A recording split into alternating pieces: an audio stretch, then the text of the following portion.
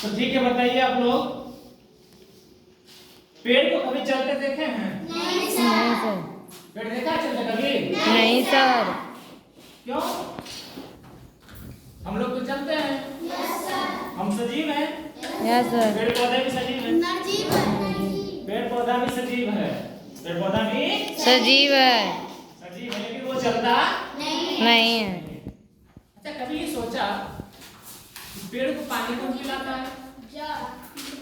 हम लोग पानी पीते हैं ना जी। पक्षी, पशु, इंसान, सभी लोग पानी पीता है। लेकिन पेड़ पौधे भी पानी पीते हैं। कभी हम लोग पानी पिलाए हैं क्या? कैसे पिलाए पानी हम? हमारा तो मुंह है, पता चलता है कि हम मुंह से पानी पीते हैं। नहीं, लेकिन पेड़ को पता चलता है कैसे पीता है वो? किससे पीता है? चलो पानी दे इसके लिए। किससे पीता है वो? जड़ से। जबकि अपना स्कूल हिंदी मीडियम है ना, और अंग्रेजी ग्लोबल लैंग्वेज है, पूरे विश्व में बोला जाने वाला भाषा अंग्रेजी है, इसलिए उसका नॉलेज भी अपने पास होना चाहिए। आप देख रहे होंगे बोर्ड पे हमने एक पेड़ बनाया है। पेड़ बनाया है ना? इस पेड़ के सारे भाग हैं, हमने उसका नाम भी लिखा है। पहले इसको समझते हैं। ये पूरा जो वो पेड़ है, क्या है? पूरा पेड़ है। इसका अंग्रेजी होता है ट्री। अंग्रेजी क्या होता है इसका? ट्री होता है। अब इसके भाग हैं, आप देख रहे होंगे फूल दिख रहा है आपको, इसको अंग्रेजी में क्या बोलते हैं? फ्लावर। क्या बोलते हैं? फ्लावर। ये इसके पत्ते दिख रहे हैं आपको, इसको अंग्रेजी में क्या बोलते हैं? लीफ। लीफ। क्या बोलते हैं? लीफ। आप इसमें कुछ और देख रहे हैं, ये आम का पेड़ है। नहीं, आम लगा हुआ कोई फल है ये, इसको हम क्या बोलते हैं? क्या बोलते हैं? फ्रूट। इसमें और जगह में बड़ा सा गया है ऊपर सीधा जो है, इसको हम अंग्रेजी में स्टीम बोलते हैं। क्या बोलते हैं? इसका अंग्रेजी होता है तना। क्या होता है? तना होता है। और इस ये जो तना गया है, ये स्टीम जो है, इससे भी कुछ हिस्से और निकले हैं। आप देख रहे हैं इसमें पत्ते हैं, फल है, फूल है। नहीं, इसको बोलते हैं ब्रांच। क्या बोलते हैं? ब्रांच। इसका हिंदी होता है शाखा। हिंदी क्या होता है? और इस पूरे पेड़ को जो पकड़ के रखा है उसको बोलते हैं जड़। हिंदी में क्या बोलते हैं? जड़। इसका अंग्रेजी क्या होता है? रूट। अंग्रेजी क्या होता है? तो हमने इसके भागों को समझा। चलिए इसको और देखते हैं प्रैक्टिकली। यह एक पेड़ है, पेड़ है ना? ये जो पेड़ देख रहे हो बच्चे, यह पेड़ धतूरा का है, जो फूल भी होता है इसमें। नहीं, और देखिए हमने कहा था कि ये क्या होता है भाई? पत्ते। ये क्या है? इसको अंग्रेजी में क्या बोलते हैं हम? लीफ बोलते हैं। अंग्रेजी में क्या बोलते हैं? लीफ। ये और देखना, सीधा कुछ दिख रहा है आपको? ये क्या है? स्टीम है। ये क्या है? जिसको बोलते हैं तना। और कुछ दिख रहा है आपको? ये पत्ते के बगल में कुछ और निकला हुआ है इसमें। निकला हुआ है ना? ये ब्रांच है, यानी शाखा है। क्या है ये? शाखा। और नीचे कुछ और दिख रहा है आपको? इसमें पतले पतले रेशे हैं।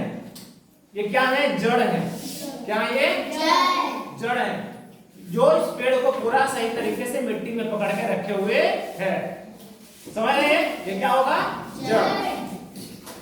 अब देखिए ये क्या है? इसी पेड़ का फूल है, धतूरा का फूल है। कहाँ लगता है? पेड़ में ही लगता है। यह फूल से फिर क्या बनता है? फल बनता है। क्या बनता है? फल बनता है। तो कौन सा भाग हुआ पेड़ का?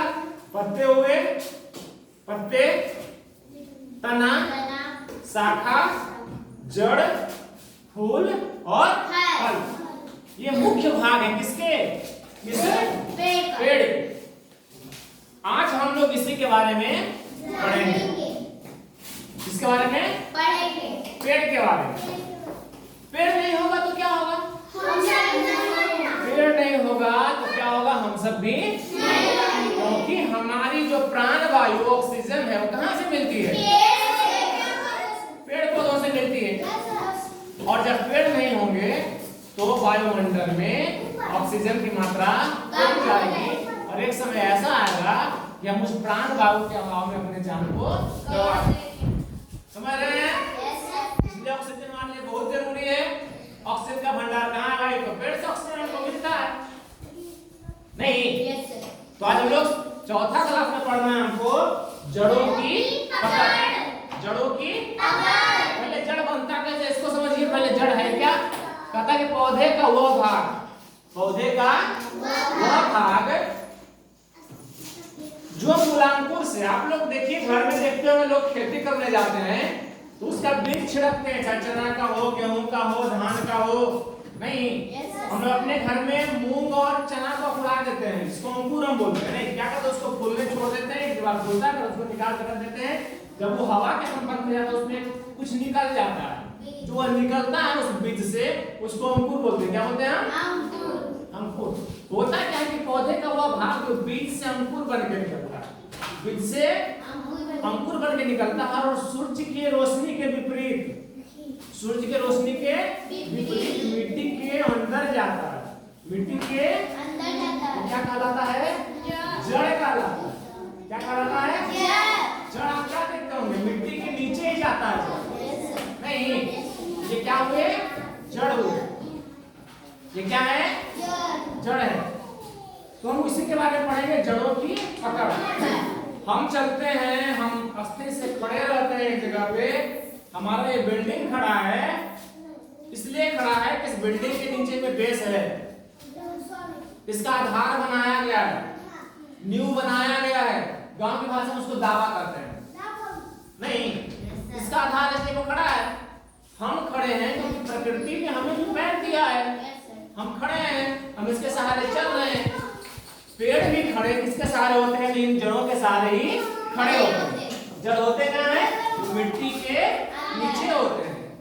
पहला काम तो पेड़ को पकड़ के रखना है। इसका उपयोग क्या है कि पेड़ को साथ रखेगा। दूसरा क्या है कि पेड़ को पानी और जो इसके आवश्यक तत्व है इसके विकास के लिए, वो किसके सहारे मिलता है? इसको पेड़ के सहारे मिलता है। पेड़ का खाना कहाँ बनता है पता है? पत्ते में। इन पत्तों में बनता है। इसका रसोई घर में पत्ता है।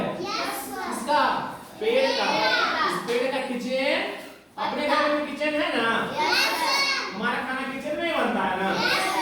तो इस पेड़ का किचन कौन होगा? पत्ते होंगे, जो सूर्य की रोशनी में खाना बनाने का काम करता है। और यह पत्ता पुनः पूरे पेड़ को,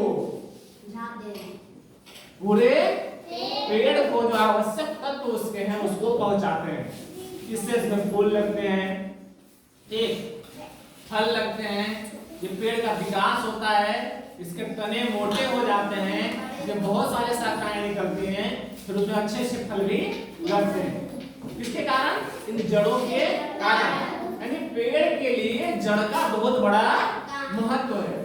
जड़ का बहुत बड़ा महत्व है। तो समझ लीजिए पेड़ खड़ा क्यों रहता है भाई? क्योंकि पेड़ में जो जड़ होता है वह मिट्टी के नीचे होता है और वह मिट्टी के नीचे से खनिज, लवण, पानी सब कहाँ पहुंचाता है? पेड़ को पहुंचाता है। पेड़ के हर एक भागों को पहुंचाता है, जिससे पेड़ का वृद्धि और विकास होता है। तो इसमें एक कहानी है आपकी किताब में, सलील और समीर। सलील, समीर और पिंकी, तीन लोग थे। सलील, समीर और पिंकी। कौन कौन थे? सलील थे, समीर थे और पिंकी। ये तीनों दोस्त थे। गांव में छुट्टी में आए, एक दिन घूमने निकले। जब घूमने निकले तो क्या देखा उन्होंने कि एक पीपल का पेड़ है जो ठूठ हो गया। ठूठ समझते हैं ना? Yes sir. वैसे पेड़ जिसमें पत्ते नहीं, वो ठूठ हो गया है पेड़। क्या हो गया? ठूठ हो गया। पेड़ की ऐसी हालत उसको देखी नहीं, उसको बहुत बुरा लगा। आखिर पेड़ के साथ ऐसा क्यों हो गया? उसको बहुत बुरा लगा कि पेड़ ठूठ क्यों हो गए। बहुत प्रयास किया सोचने का, लेकिन समझ नहीं पाया। उसने सलाह किया चलो गांव चलते हैं, किसी न किसी व्यक्ति से इसके बारे में पूछेंगे।